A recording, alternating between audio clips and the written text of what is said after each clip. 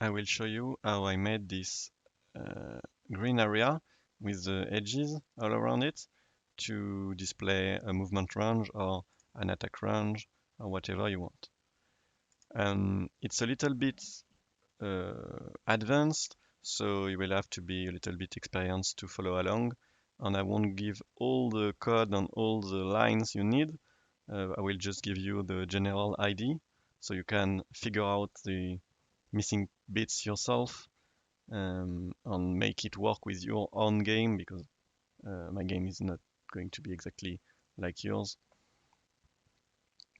The only thing we are going to need is this tile map, which have all the possible shapes drawn on it in a 4x4 grid.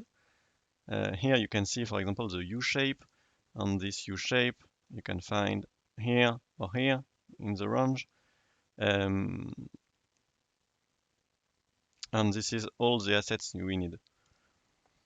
From here, the first thing is to get all the cells you want to display in a list of coordinates. For example, in my case, vector to int.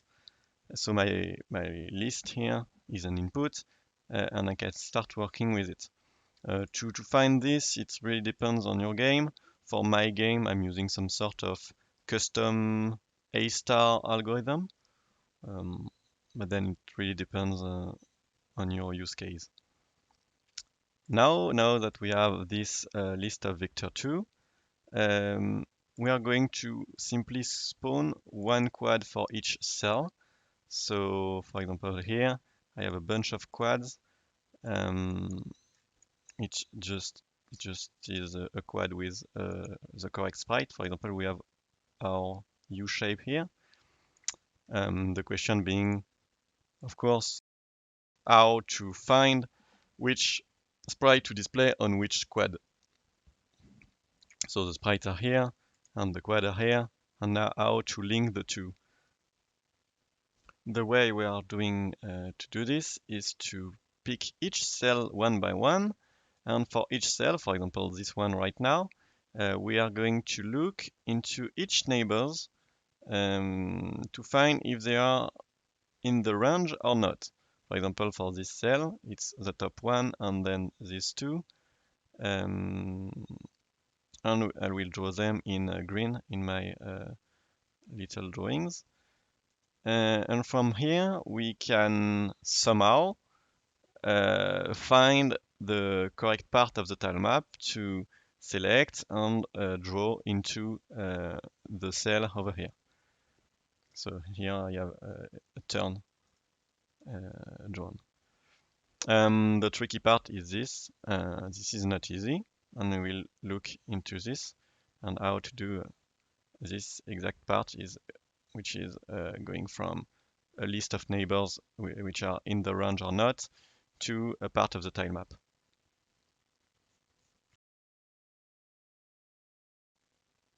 The way we will start is by creating an int. This is just an integer. But we will use it not as a value, for example 23. We will use it as a bit mask, which means that we only care about the value of each bit. Is it 1 or is it 0? And we don't really care about the overall value that you will get if you print the int into the console. You will get 28 or 28 or whatever. Here it's 0 because I only have zeros. But I don't really care about this value. I only care about the value of each bit. And we will associate each neighbor to a bit in the value. So for example, the top neighbor is going to be the first bit, the second neighbor is going to be the second bit, and so on. And it just goes clockwise around. So the last bit, the last neighbors being this one, it's the last bit here.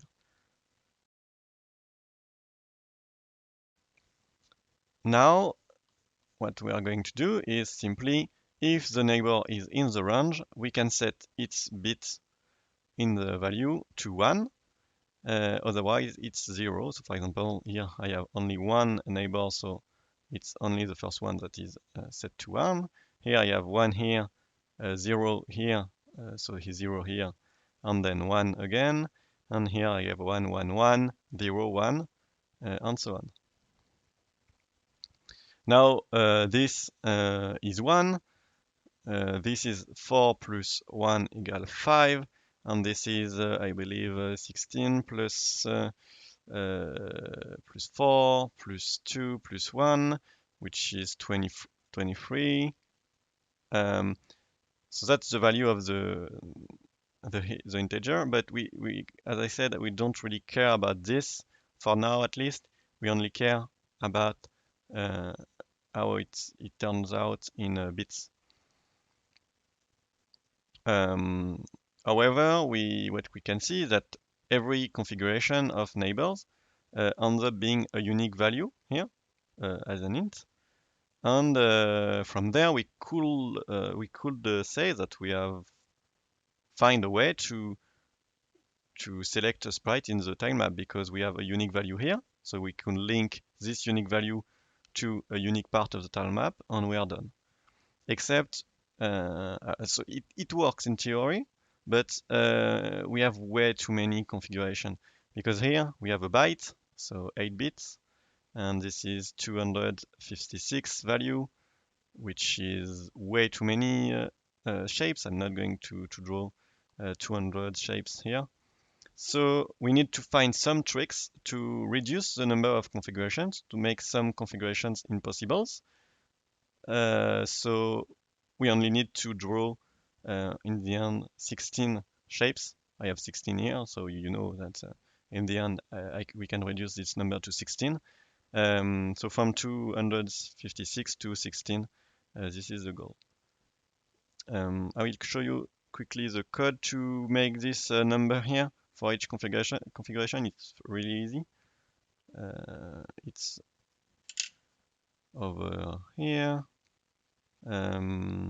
Get configuration. I have my list of elements in my range, and for each, so I'm looking into one of these elements. So I'm looking, for example, in the element 0 of this range, and for element 0 of this range, I'm looking into all the neighbors, which are all over here. You can see it's top, then top right, then right, and bottom right, and so on. And then for each neighbor,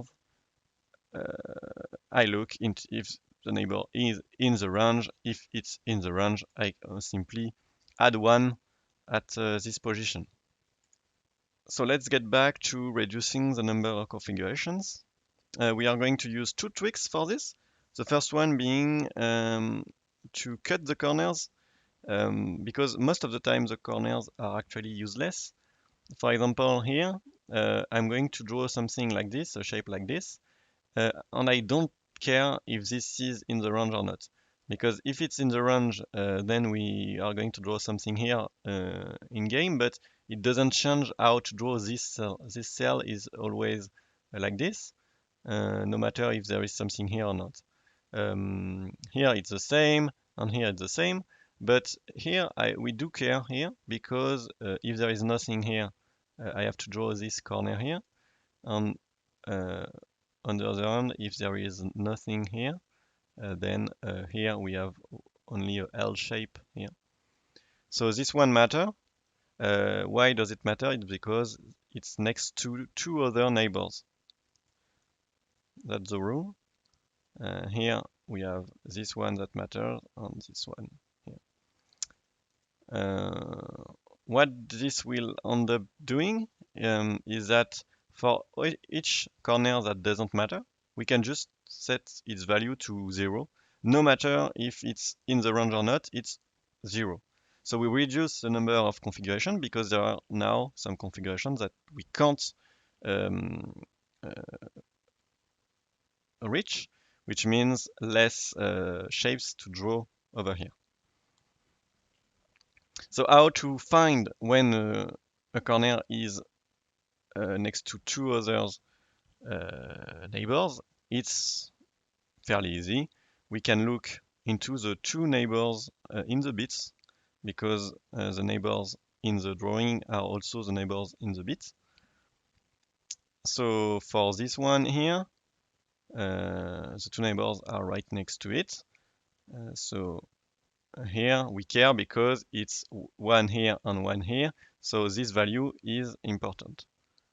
Now for this one here, it's here, but here it's 0, so this bit is always 0, and this one as well, and this one as well. The corners are, it's also easy to find which one are the corners and which one aren't. The corners are the odd bits. So this one, this one, this one, and this one. So how I do this in code, it's a little bit tricky, but it's not very long. So I'm doing something with a bit mask and counting the bits that are set to 1 in the bit mask, because actually when you look at it here, if this is already 0, then it doesn't matter anyway what I'm doing with it, because if I set it to 0 but it's already 0, but then it's not doing anything. So the only time we keep the bit to 1 is when there are three ones next to each other, then this one can stay a 1. Otherwise, if this is 0, then this one has to be 0, and if this is 0, this is or this stays as 0 anyway, so it doesn't matter. So only when we have three ones next to each other, we can keep them. So this is what I'm doing with the bit mask. It's checking if I have three ones next to each other. So I'm doing it for the top right, for the bottom right, bottom left, top left. One thing to notice is that we loop back in the value, which means that for this corner here, we are looking at this bit, and the next one is missing, so we are now looking at the first one here. We loop around. We just reduced the number of configurations by a bit, but we still have way too much.